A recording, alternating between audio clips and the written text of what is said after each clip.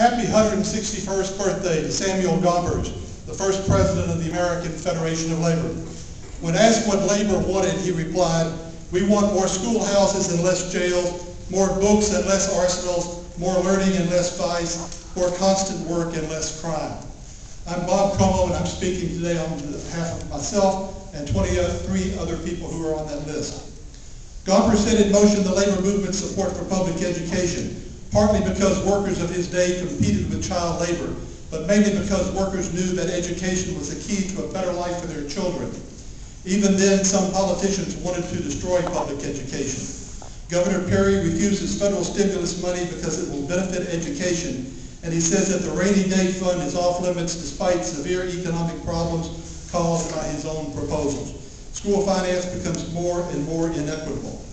Some of our so-called leaders in Texas say they want to cut the fat, but their cuts would amputate vital programs so important to inner city schools, especially in terms of early childhood opportunities.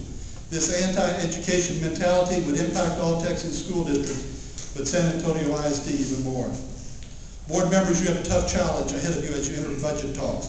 I encourage you to reject the administration's ideas for contracting out the jobs of SAISD employees, the custodians, bus drivers, nurses, and payroll departments, and other members of the SAISD team. I appreciate that you would try to encourage a contractor to retain the employees who have served so faithfully and so well, but it can't be done. You do not have the power to protect the jobs once they are outsourced. Many of the 3,000 employees who live and work in the district have children or grandchildren who help populate our schools. How many students will be lost if our workers are displaced?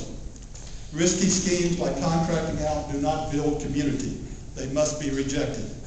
Gompers also spoke of more justice and less greed, and more of the opportunities to cultivate our better nature.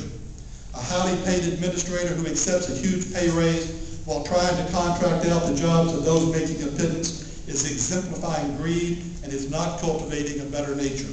Such a person should be ashamed and should give every penny of that money back. The SAISD employees whose jobs are being recommended for outsourcing show up every day. They work hard for their money. They do important work on behalf of our school children. This is an opportunity to cultivate your better nature by killing this administration proposal tonight. Do right by the custodians and bus drivers, the nurses, and others. We want more schoolhouses, more books, more learning, more constant work, less greed. Thank you very much.